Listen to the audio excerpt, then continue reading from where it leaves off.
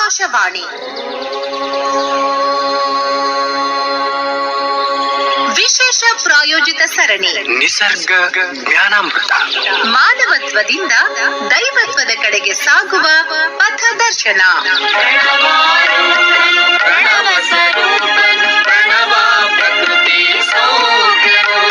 ಪ್ರಾಯೋಜಕರು ವೈದ್ಯ ಸಂಗಣ್ಣ ಯೋಗ ಮತ್ತು ನಿಸರ್ಗೋಪಚಾರ ಕೇಂದ್ರ, ಶ್ರೀ ಗುರು ಬಸವ ಮಹಾಮನೆ, ಮನಗುಂಡಿ, ಧಾರವಾಡ.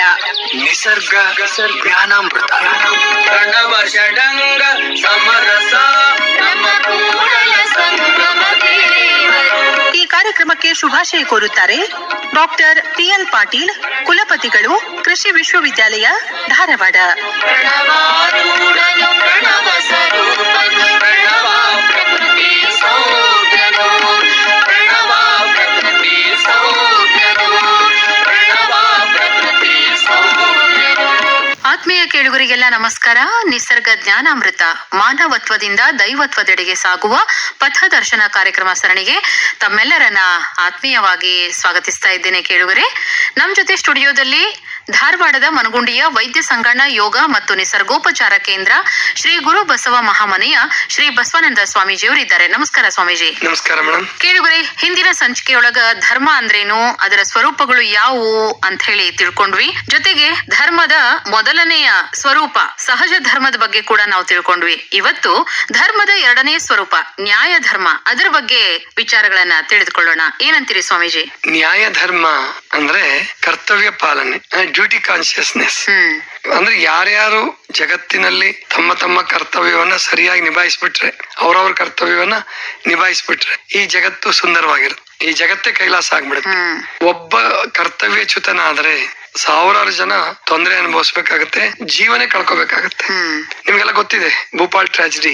ಒಬ್ಬನೇ ಒಬ್ಬ ಯಾರೋ ಒಬ್ಬ ಒಂಚೂರು ವ್ಯತ್ಯಾಸ ಮಾಡಿದ್ದಕ್ಕೆ ಸಾವಿರಾರು ಜನ ಜೀವ ಕಳ್ಕೊಂಡ್ರು. ಇವತ್ತಿಗೂ ಕೂಡ ಅದರ ದುಷ್ಪರಿಣಾಮವನ್ನ ಕೆಲವರು ಅನುಭವಿಸ್ತಾ ಇದ್ದಾರೆ. 45 ವರ್ಷ ಆದ್ರೂ ಕೂಡ ಇನ್ನು ಕೆಲವರು ಅನುಭವಿಸ್ತಾ ಇದ್ದಾರೆ. ಅಂದ್ರೆ ಒಬ್ಬನ ಕರ್ತವ್ಯಚ್ಯುತಿ ಅನೇಕ ಜನರಿಗೆ ತೊಂದರೆ ಕೊಡುತ್ತೆ. ಅದೇ ಅಧರ್ಮ. ತಮ್ಮ ತಮ್ಮ ಕರ್ತವ್ಯವನ್ನು ಸರಿಯಾಗಿ ಪಾಲಿಸಿದ್ರೆ ಅದೇ ಧರ್ಮ. ಇದಕ್ಕೆ ನ್ಯಾಯ ಧರ್ಮ ಅಂತ ಹೇಳ್ತಾರೆ. ಉದಾಹರಣೆಗೆ ಮಕ್ಕಳನ್ನ ಪೋಷಿಸುವುದು, ಸಂಸ್ಕಾರ ಕೊಡುವುದು ತಾಯಿ ತಂದೆಗಳ ಧರ್ಮ. ವಯಸ್ಸಾದ್ಮೇಲೆ ತಾಯಿ ತಂದೆಗಳನ್ನ ರಕ್ಷಣೆ ಮಾಡೋದು ಮಕ್ಕಳ ಧರ್ಮ. ಆಮೇಲಿಂದ ಶಾಲೆಯಲ್ಲಿ ಸರಿಯಾಗಿ ಪಾಠ ಹೇಳುವುದು ಶಿಕ್ಷಕರ ಧರ್ಮ. ದೇಶವನ್ನ ಕಾಯುವುದು ಸೈನಿಕರ ಧರ್ಮ. ಬೆಳೆಯನ್ನ ಬೆಳೆಯೋದು ರೈತನ ಧರ್ಮ. ಸರಿಯಾಗಿ ಆಡಳಿತ ನಡೆಸ್ತಕ್ಕಂತಹದ್ದು ರಾಜಕಾರಣಿಗಳ ಧರ್ಮ. ಹೀಗಂದಾಗ ಇದಕ್ಕೆ ನ್ಯಾಯ ಧರ್ಮ ಅಂತ ಕರೀತಾರೆ, ಅಂದ್ರೆ ಕರ್ತವ್ಯ ಪ್ರಜ್ಞೆ. ಈ ವಿಷಯದಲ್ಲಿ ಯಾರು ಕೂಡ ತಮ್ಮ ಹೊಣೆಗಾರಿಕೆಯಿಂದ ತಪ್ಪಿಸ್ಕೊಳ್ಬಾರ್ದು ಮತ್ತು ವ್ಯತ್ಯಾಸನೂ ಮಾಡಬಾರ್ದು. ಈಗ ಉದಾಹರಣೆಗೆ ಒಂದು ಟ್ರೈನ್ ಓಡ್ಬೇಕಾದ್ರೆ ಅದ್ರಲ್ಲಿ 100 ಜನ ಕೆಲಸ ಮಾಡ್ಬೇಕು. ಅದ್ರಲ್ಲಿ ಒಬ್ಬನೇ ಒಬ್ಬ ಸ್ಟೇಷನ್ ಮಾಸ್ಟರ್ ಒಂದು ಚೂರು ತಪ್ಪು ಮಾಡಿದ್ರೆ ಟ್ರೈನ್ ಆಕ್ಸಿಡೆಂಟ್ ಆಗ್ಬಿಡುತ್ತೆ. 100 ಜನ, 1000 ಜನ ಅಂಗವಿಕಲರಾಗ್ಬೋದು ಅಥವಾ ಜೀವನ ಪರ್ಯಂತ ತೊಂದರೆ ಅನುಭವಿಸಬಹುದು. ಒಬ್ಬ ರಕ್ಷಕ, ಪೊಲೀಸ್ ಅಥವಾ ಏರ್ಪೋರ್ಟ್ ಅಲ್ಲಿ ಯಾರೋ ಒಬ್ಬ ಅಧಿಕಾರಿ ಚೂಕ್ ಮಾಡಿದ್ರೆ 1000 ಜನ ಸತ್ ಹೋಗ್ಬಿಡ್ಬೋದು. ಅಂದ್ರೆ ಯಾರೋ ಒಬ್ಬ ಭಯೋತ್ಪಾದಕನಿಗೆ ಬಾಂಬ್ ಇಡೋದಕ್ಕೆ ಅವಕಾಶ ಮಾಡ್ಕೊಟ್ಬಿಟ್ರೆ ಹಣಕ್ಕೆ ಬಲಿಯಾಗಿ ಆ ವಿಮಾನನೇ ಬಲಿಯಾಗ್ಬಿಡುತ್ತೆ. ಅಂದ್ರೆ ತಮ್ಮ ಧರ್ಮವನ್ನ ತಪ್ಪಿಸ್ಕೊಂಡ್ರೆ, ಕರ್ತವ್ಯಚ್ಯುತರಾದ್ರೆ 1000 ಜನಕ್ಕೆ ತೊಂದರೆ ಆಗುತ್ತೆ. ಒಂದು ಅಷ್ಟೇ ಅಲ್ಲದೆ ಆ ಪಾಪಕ್ಕೆ ನಾವು ಗುರಿ ಆಗ್ಬೇಕಾಗುತ್ತೆ. ಅದಕ್ಕೆ ಈ ಧರ್ಮದ ಬಗ್ಗೆ ಹೇಳುವಾಗ ಒಂದ್ ಮಾತು ಬಹಳ ಜನ ಹೇಳ್ತಿರ್ತಾರೆ, ಧರ್ಮೋ ರಕ್ಷತಿ ರಕ್ಷಿತಃ. ಅಂದ್ರೆ ನಾನು ನನ್ನ ಧರ್ಮವನ್ನ ರಕ್ಷಣೆ ಮಾಡ್ಕೊಂಡ್ರೆ ಅದು ನನ್ನನ್ನ ರಕ್ಷಣೆ ಮಾಡುತ್ತೆ. ಈಗ ನಾನು ನನ್ನ ಧರ್ಮವನ್ನು ಸರಿಯಾಗಿ ಪಾಲನೆ ಮಾಡಿದೆ, ಆವಾಗ ನನಗೆ ನೈತಿಕ ಶಕ್ತಿ ಬರುತ್ತೆ. ಅದರಿಂದ ಎಲ್ಲರಿಗೂ ಸಂತೋಷ ಆಗುತ್ತೆ, ನನಗೂ ಒಳ್ಳೇದಾಗುತ್ತೆ, ಬೇರೆಯವ್ರಿಗೂ ಒಳ್ಳೇದಾಗುತ್ತೆ. ಒಂದು ವೇಳೆ ಈಗ ತಾಯಿ ತಂದೆಗಳು ಮಕ್ಕಳನ್ನ ತುಂಬಾ ಚೆನ್ನಾಗಿ ರಕ್ಷಣೆ ಮಾಡಿರ್ತಾರೆ, ಓದಿಸಿರ್ತಾರೆ, ಸಾಲ ಸೋಲ ಮಾಡಿ ಮಗುವನ್ನ ಪಾಲನೆ ಮಾಡ್ಬೇಕಾದ್ರಂತೂ ತಾಯಿ ಎಷ್ಟು ರಾತ್ರಿ ನಿದ್ದೆಗೆಟ್ಟಿರ್ತಾಳೆ. ಅದೇ ತಾಯಿ ವೃದ್ಧೆ ಆದ್ಮೇಲೆ ಅವನೇನು ಮಗನಿಗೆ ಭಾರ ಆಗ್ಬಿಡ್ತಾಳ ಅವಳು. ಅಥವಾ 3-4 ಜನ ಇದ್ರೆ ತಾಯಿನ ಹಂಚ್ಕೊಂತಾರೆ, ನೀನ್ 4 ತಿಂಗಳು ಇಲ್ಲಿರೋ, 3 ತಿಂಗಳು ಅಲ್ಲಿರೋ ಅಂತ ಹೇಳಿ. ಆ ತಾಯಿಗೆ ಎಷ್ಟು ನೋವಾಗ್ಬೋದಲ್ವಾ? ಅದೇ ಅಧರ್ಮ. ಆ ತಾಯಿಯ ನೋವಿದೆಯಲ್ಲ, ಅದು ಮುಟ್ಲಾರ್ದೆ ಹೋಗಲ್ಲ. ಅದಕ್ಕೆ ಬಸವಣ್ಣವರು ಒಂದ್ ಕಡೆ ಹೇಳ್ತಾರೆ, ಭಕ್ತರ ನೋವು ಅದು ಲಿಂಗದ ನೋವು. ಅಂದ್ರೆ ತಾಯಿ ನೊಂದ್ಕೊಳ್ಳಿ, ತಂದೆ ನೊಂದ್ಕೊಳ್ಳಿ, ಅಥವಾ ಯಾರೋ ಒಬ್ರು ಏನೋ ಒಂದು ಆಶ್ರಮದ ವ್ಯವಸ್ಥೆ ಇಟ್ಟಿರ್ತೀವಿ. ಅಲ್ಲಿ ವೃದ್ಧಾಶ್ರಮ ಅಂತ ಇಟ್ಕೊಳ್ಳಿ. ಅಲ್ಲಿ ಬಂದಂತ ವೃದ್ಧರನ್ನ ನಾವು ಸರಿಯಾಗಿ ನೋಡ್ಕೊಳ್ದೆ ಹೋದ್ರೆ ಅವರು ಆ ಜೀವ ಮರುಗುತ್ತಲ್ಲ, ಅದು ನಮಗೆ ಶಾಪವಾಗಿ ಪರಿಣಮಿಸ. ಆದ್ರಿಂದ ಯಾವುದೇ ಕಾರಣಕ್ಕೂ ಯಾರು ತಮ್ಮ ತಮ್ಮ ಕರ್ತವ್ಯವನ್ನ ಚ್ಯುತಿ ಮಾಡಬಾರ್ದು. ಈಗ ಶಿಕ್ಷಕ ಮಕ್ಕಳ ಎದುರಿಗೆ ಅವನು ಬಹಳ ಗಂಭೀರವಾಗಿರ್ಬೇಕಾಗುತ್ತೆ. ಆದ್ರೆ ದುರ್ದೈವ ಅಂದ್ರೆ ಕೆಲವು ಶಿಕ್ಷಕರು ಶಾಲೆಯಲ್ಲೂ ದುಶ್ಚಟ ಮಾಡ್ತಾರೆ, ಅಂದ್ರೆ ಕುಡ್ಕೊಂಡು ಹೋಗ್ಬಿಡ್ತಾರೆ. ಆ ಮಕ್ಕಳಿಗೆ ಎಂತಹ ಕೆಟ್ಟ ಪರಿಣಾಮ ಆಗ್ಬಹುದು. ಆದ್ರಿಂದ ಆ ಕರ್ತವ್ಯ ಪಾಲನೆ ಇದೆಯಲ್ಲ, ನಮಗೆ ಸರ್ಕಾರ ಸಂಬಳ ಕೊಡ್ತಕ್ಕಂಥದ್ದು, ಆಮೇಲಿಂದ ನಮಗೆ ಅನೇಕ ಸೌಲಭ್ಯಗಳನ್ನು ಮಾಡಿಕೊಟ್ಟಿರೋದು, ನೀನು ನಿನ್ನ ಧರ್ಮವನ್ನು ಸರಿಯಾಗಿ ಪಾಲನೆ ಮಾಡೋ, ನಿನ್ನ ಕರ್ತವ್ಯವನ್ನು ಸರಿಯಾಗಿ ಪಾಲನೆ ಮಾಡೋ. ಈ ಡ್ಯೂಟಿ ಕಾನ್ಶಿಯಸ್ ಇದೆಯಲ್ಲ, ಅದನ್ನ ನಾವು ಸರಿಯಾಗಿ ಮಾಡ್ಬೇಕು. ಆಮೇಲೆ ಪ್ರತಿಯೊಬ್ಬ ಮಂತ್ರಿಗಳಿಗೂ ಶಾಸಕರುಗಳಿಗೂ ಅವರಿಗೆ ಅಧಿಕಾರ ಕೊಡುವಾಗ ಪ್ರಮಾಣ ವಚನ ಅಂತ ಬೋಧಿಸ್ತಾರೆ. ಅವರವರು ತಮ್ಮ ತಮ್ಮ ಇಚ್ಛೆ ಅನುಸಾರವಾಗಿ ದೇವರ ಹೆಸರಲ್ಲಿ, ತಾಯಿ ತಂದೆಗಳ ಹೆಸರಲ್ಲಿ, ಗುರುಗಳ ಹೆಸರಲ್ಲಿ ಪ್ರಮಾಣ ವಚನ ಸ್ವೀಕರಿಸ್ತಿರ್ತಾರೆ. ಏನಂತ?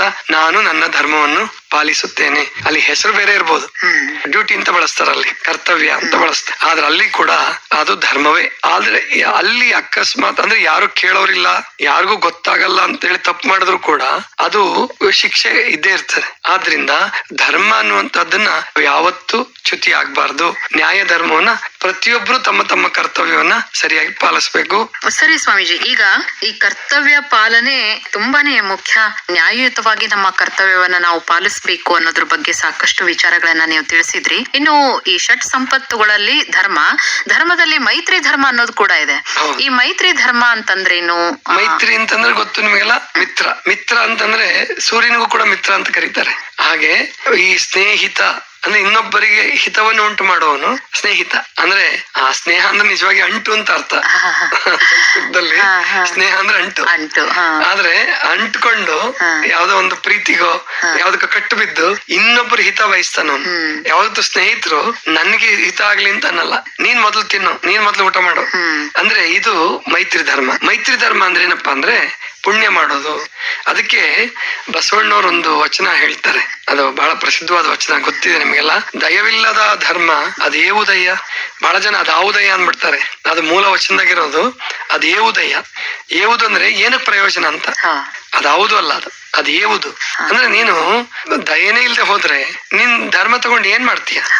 ಲಾಂಛನದಿಂದ ನೀನು ಧರ್ಮ ಅಂತ ಅನಿಸ್ಕೊಂಡ್ರೆ ಪ್ರಯೋಜನ ಇಲ್ಲ. ಲಾಂಛನದಿಂದ ಧರ್ಮ ಅಂತ ಅನಿಸ್ಕೊಳ್ಳೋದು ದೊಡ್ಡದಲ್ಲ.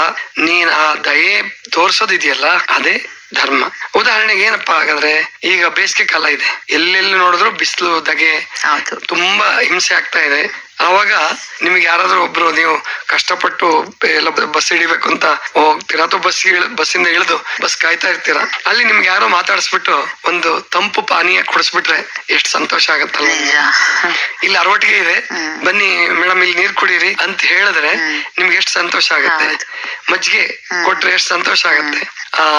ಈ ಚೀನಾದ ಯಾತ್ರಿಕರು ಬೌದ್ಧ ಧರ್ಮವನ್ನು ಕಲಿಯೋಕ್ಕೋಸ್ಕರ ಇಲ್ಲಿ ಬಂದ್ರು. ಪಾಯಿಯಾನ್ ಮತ್ತು ಯುಎನ್ ಸಾಂಗ್ ಇವರೆಲ್ಲ. ಅದರಲ್ಲಿ ಪಾಯಿಯಾನ್ ಕಾಣುತ್ತೆ, ಅವನೊಂದು ಘಟನೆ ಬರೀತಾನೆ. ಹಿಮಾಲಯದ ಭಾಗ ಅಲ್ಲೆಲ್ಲ ಸಂಚಾರ ಮಾಡ್ಕೊಂಡು ಬಂದಿದ್ದಾನೆ. ರಾತ್ರಿ ಎಲ್ಲ ಪ್ರಯಾಣ ಮಾಡಿದಾನೆ. ಬೆಳಗಾಗ ಹೊತ್ತಿಗೆ ತುಂಬಾ ಕಷ್ಟ ಆಗತ್ತೆ ಅವನಿಗೆ, ಹಸಿವಾಗಿದೆ. ಒಂದು ಸೂರ್ಯೋದಯ ಆಗಿಲ್ಲ, ಇನ್ನು ಆಗ್ತಾನೆ, ಅರುಣೋದಯ ಆಗ್ತಾ ಇದೆ. ಆದ್ರೆ ಒಂದು ಹಳ್ಳಿ ಸಿಕ್ತು. ಆಶ್ಚರ್ಯ, ಎಲ್ರು ಎದ್ಬಿಟ್ಟಿದ್ದಾರೆ. ಎದ್ದು ಬಾಗಿಲಿಗೆ ನೀರ್ ಹಾಕ್ತಿದ್ದಾರೆ, ಯಾರೋ ಬಾಗಿಲು ಸಾರಿಸ್ತಿದ್ದಾರೆ, ಎಲ್ಲ ಮಾಡ್ತಾ ಇದ್ದಾರೆ. ಇವನೊಂದ್ ಕಟ್ಟೆ ಮೇಲೆ ಕುತ್ಕೊಂತಾನೆ, ಒಂದ್ ಜಗಲಿ ಮೇಲೆ ಕುತ್ಕೊಂಡು. ಅವ್ರಿಗೆ ಆ ಭಾಷೆ ಬರಲ್ಲ, ಈ ಭಾಷೆ ಅವನಿಗೆ ಬರಲ್ಲ, ಆ ತಾಯಿಗೆ ಭಾಷೆ ಗೊತ್ತಿಲ್ಲ. ಬಾಯಾರಿಕೆ ಅನ್ನೋದು ನೀರ್ ತೋರಿಸ್ತಾನೆ, ಬಾಯಾರಿಕೆ ಆಗ್ತಾ ಇದೆ, ನನಗೆ ಸ್ವಲ್ಪ ನೀರ್ ತಂದ್ಕೊಡಿ. ಆ ತಾಯಿ ಮಜ್ಜಿಗೆ ತಂದು ಕೊಡ್ತಾಳೆ. ಅಂದ್ರೆ ನೀರ್ ಕೇಳಿದ್ರೆ ಮಜ್ಜಿಗೆ ಕೊಡುವಂತ ಔದಾರ್ಯ ನಮ್ದು, ನಮ್ ದೇಶದ. ಇದು ಮೈತ್ರಿ ಧರ್ಮ ಅಂತ ಕರೀತಾರೆ. ಇದು ನಮ್ಮ ಭಾರತ ದೇಶದಲ್ಲಿ ಎಷ್ಟು ಚೆನ್ನಾಗಿತ್ತು ಅಂತಂದ್ರೆ, ಈ ಬ್ರಿಟಿಷರು ಒಂದು ಘಟನೆ ಬರೆದಿದ್ದಾರೆ. ಆಂಧ್ರ ಪ್ರದೇಶದಲ್ಲಿ ಒಂದ್ ಕಡೆ ಒಂದು ರೈಲ್ವೆ ಹಳಿ ಹಾಕ್ತಾರೆ. ಹಳಿ ಹಾಕ್ಬಿಟ್ಟು ಅಲ್ಲಿ ಟ್ರೈನ್ ಓಡಿಸ್ಬೇಕು. ಪರೀಕ್ಷಾರ್ಥವಾಗಿ ಕೆಲವು ಅಧಿಕಾರಿಗಳು ಅವರೆಲ್ಲ ಟ್ರೈನ್ ಅಲ್ಲಿ ಬರ್ತಾರೆ. ಬರ್ಬೇಕಾದ್ರೆ ಆ ಜನ ಎಷ್ಟು ಸಂತೋಷದಿಂದ ಅವ್ರನ್ನ ಸ್ವಾಗತ ಮಾಡ್ತಾರೆ ಅಂದ್ರೆ, ಕಬ್ಬು, ಬೆಲ್ಲ, ಕಬ್ಬಿನ ಹಾಲು, ಆಮೇಲೆ ಕೆಲವರು ಮಾವಿನ ಹಣ್ಣು, ಇದೆಲ್ಲ ತಗೊಂಡ್ ಬರ್ತಾರೆ.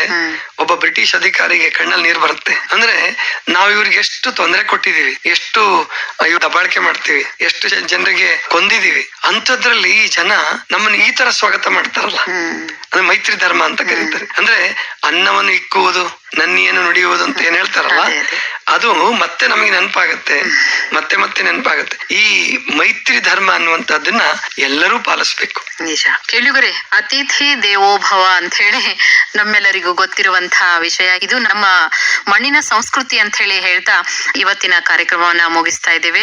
ಈ ವಾರ ಕೂಡ ತಾವು ಕಾಯ್ತಾ ಇದ್ದೀರಿ 20ನೇ ಸಂಚಿಕೆಯ ವಿಜೇತರು ಯಾರು ಅಂತ ಹೇಳಿ ತಿಳ್ಕೊಳ್ಳಕ್ಕೆ. ಅದಕ್ಕಿಂತ ಮುಂಚೆ ಈ ವಾರದ ಪ್ರಶ್ನೆಯನ್ನ ಕೇಳ್ಬಿಡೋಣ. ಮತ್ತೆ ಮುಂದಿನ ಕಾರ್ಯಕ್ರಮದಲ್ಲಿ ಭೇಟಿಯಾಗೋಣ. ಕೇಳುಗರೆ, ನಮಸ್ಕಾರ. ಈ ವಾರದ ಪ್ರಶ್ನೆ: ಧರ್ಮದ 3 ಸ್ವರೂಪಗಳನ್ನು ತಿಳಿಸಿರಿ. ಪ್ರಶ್ನೆ ಇನ್ನೊಮ್ಮೆ: ಧರ್ಮದ 3 ಸ್ವರೂಪಗಳನ್ನು ತಿಳಿಸಿರಿ.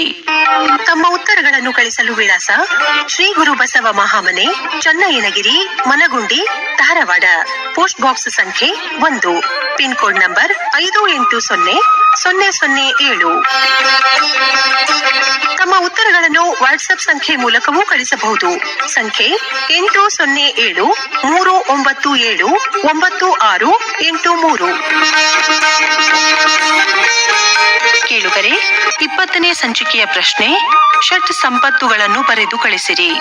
ಉತ್ತರ: ಧರ್ಮ, ಜ್ಞಾನ, ಐಶ್ವರ್ಯ, ಯಶಸ್ಸು, ತೇಜಸ್ಸು ಹಾಗೂ ವೀರ್ಯ. ಸರಿಯಾಗಿ ಉತ್ತರಿಸಿ ಬಹುಮಾನಕ್ಕೆ ಆಯ್ಕೆಯಾದ ನಮ್ಮ ಅದೃಷ್ಟಶಾಲಿ ವಿಜೇತರು: ಪ್ರಥಮ ಅದೃಷ್ಟಶಾಲಿಗಳು ಮಧುಮತಿ ಮಗದುಂ, ಶಿವಬಸವನಗರ, ಬೆಳಗಾವಿ. ದ್ವಿತೀಯ ನಮ್ಮ ಅದೃಷ್ಟಶಾಲಿಗಳು ಶ್ರೀಮತಿ ಕಲ್ಪನಾ ಮಹೇಶ್, ಪುಣೆ, ಮಹಾರಾಷ್ಟ್ರ. ತೃತೀಯ ನಮ್ಮ ಅದೃಷ್ಟಶಾಲಿ ವಿಜೇತರು ಎಂಸಿ ನಿಂಗರಾಜೇಗೌಡ, ಮಡುವಿನಕೋಡಿ ಗ್ರಾಮ ಮತ್ತು ಅಂಚೆ, ಭೂಕನಕೆರೆ ಹೋಬಳಿ, ಕೆಆರ್ ಪೇಟೆ ತಾಲೂಕು, ಮಂಡ್ಯ ಜಿಲ್ಲೆ. ವಿಜೇತರಿಗೆ ಅಭಿನಂದನೆಗಳು. ಕೇಳುಗರೆ, 21ನೇ ಸಂಚಿಕೆಯ ವಿಜೇತರ ಹೆಸರುಗಳನ್ನು ಮುಂದಿನ ಸಂಚಿಕೆಯಲ್ಲಿ ತಿಳಿಸಲಾಗುವುದು.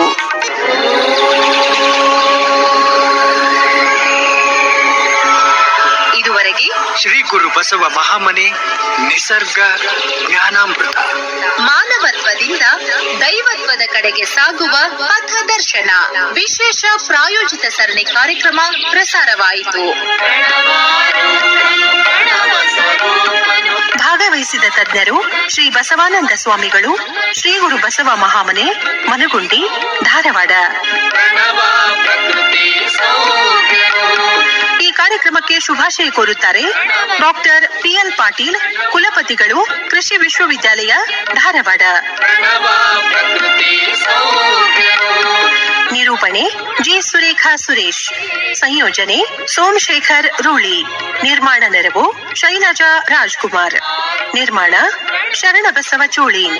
ಪ್ರಣವ ಷಡಂಗ ಸಮರಸ ನಮ್ಮ ಕೂಡಲ ಸಂಗಮ ದೇವರು. ಶ್ರೀ ಗುರು ಬಸವ ಮಹಾಮನೆ ನಿಸರ್ಗ ಜ್ಞಾನಾಮೃತ. ಈ ಕಾರ್ಯಕ್ರಮದ ಪ್ರಾಯೋಜಕರು ವೈದ್ಯ ಸಂಗಣ್ಣ ಯೋಗ ಮತ್ತು ನಿಸರ್ಗೋಪಚಾರ ಕೇಂದ್ರ, ಶ್ರೀ ಗುರು ಬಸವ ಮಹಾಮನೆ, ಮನಗುಂಡಿ, ಧಾರವಾಡ. ಒತ್ತಡದ ಜೀವನ, ಕಲಬೆರಕೆ ಆಹಾರ, ವ್ಯಾಯಾಮ ರಹಿತ ಬದುಕು, ವೈಜ್ಞಾನಿಕ ಸಾಧನಗಳ ದುರ್ಬಳಕೆ, ಇವುಗಳಿಂದ ಉಂಟಾದ ಬೊಜ್ಜು, ಮೂಲವ್ಯಾಧಿ, ಅಪೆಂಡಿಕ್ಸ್, ಟ್ಯಾನ್ಸಿಲೈಟಿಸ್, ಮಧುಮೇಹ, ರಕ್ತದೊತ್ತಡ, ಹೃದ್ರೋಗ, ಮೂತ್ರಕೋಶ, ಪಿತ್ತಕೋಶದಲ್ಲಿ ಕಲ್ಲು, ಮೈಗ್ರೇನ್, ಚರ್ಮ ರೋಗ, ಕ್ಯಾನ್ಸರ್, ಸೋರಿಯಾಸಿಸ್ ಮುಂತಾದ ರೋಗಗಳನ್ನು ಯಾವುದೇ ಮದ್ದುಗಳಿಲ್ಲದೆ ಯೋಗ ಮತ್ತು ನಿಸರ್ಗೋಪಚಾರದಿಂದ ವಾಸಿ ಮಾಡಿಕೊಳ್ಳಲು ಸಂಪರ್ಕಿಸಿ. 9448100282 ಮತ್ತು 8073979683. ಹೆಚ್ಚಿನ ಜ್ಞಾನಕ್ಕಾಗಿ ಮನಗುಂಡಿ ಆರೋಗ್ಯಶ್ರೀ ಯೂಟ್ಯೂಬ್ ಚಾನೆಲ್ಗೆ ಭೇಟಿ ಕೊಡಿ. ಧಾರವಾಡ ಕೇಂದ್ರದಲ್ಲಿ ಸಿದ್ಧಪಡಿಸಲಾದ ಈ ಕಾರ್ಯಕ್ರಮ ಕಲಬುರಗಿ ಕೇಂದ್ರದಿಂದಲೂ ಪ್ರಸಾರವಾಯಿತು.